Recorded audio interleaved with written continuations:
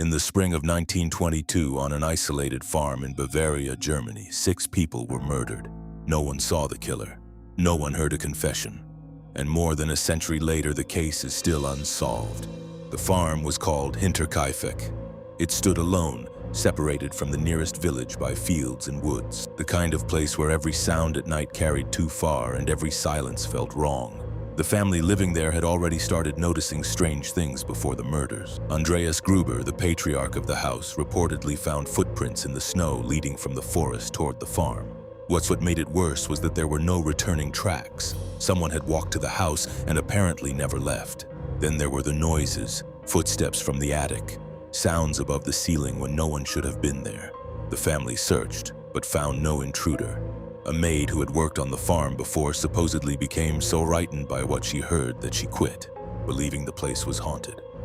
A few days later, the fear should have passed. It didn't.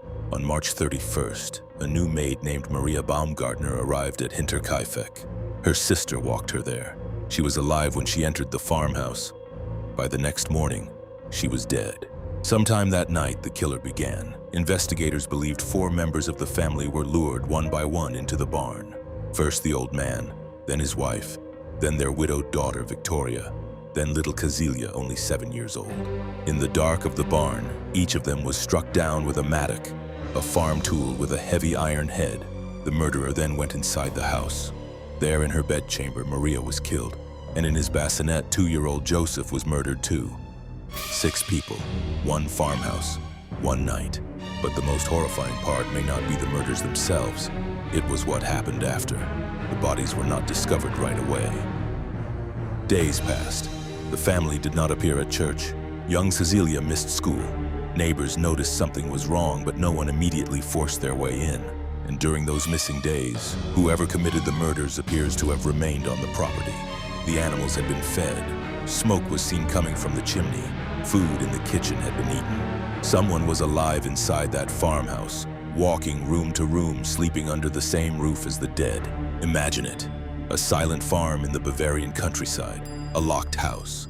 A barn holding bodies in the straw. And somewhere inside, a murderer calmly tending livestock, stoking the fire, waiting through the night as if he belonged there. When neighbors finally entered the property on April 4th, they found the truth waiting for them. 4 bodies lay in the barn, stacked in the hay. Inside the house were Maria and little Joseph. One detail would haunt investigators for years. Evidence suggested young Cecilia did not die immediately. She had survived for hours after the attack, lying in the straw, tearing out clumps of her own hair in pain and terror. Police searched for answers, but the crime scene was badly contaminated. Too many people wandered through the farmhouse. Too many hands touched what should have been preserved. Suspects were questioned, rumors spread, accusations followed. But no charge ever solved the mystery. The weapon was later found on the property. The killer never was. Not long after, the farm itself was demolished, as if tearing down the buildings could bury whatever had happened there. But it didn't. It only made the story worse. Because when a murder house is still standing, at least you can point to it and say it happened there. When the house is gone, all that remains is the idea of it. A lonely farm beyond the trees, footprints leading in but not out. Sounds in the attic. A family who knew something was wrong. And a killer who may have been inside the house before the murders even began. Hinterkaifeck remains one of the most terrifying unsolved crimes in European history. Not just because 6 people died, but because of the feeling it leaves behind. That someone was watching, that someone was waiting. And that on that farm, in the final nights before the murders, the family may not have been alone at all.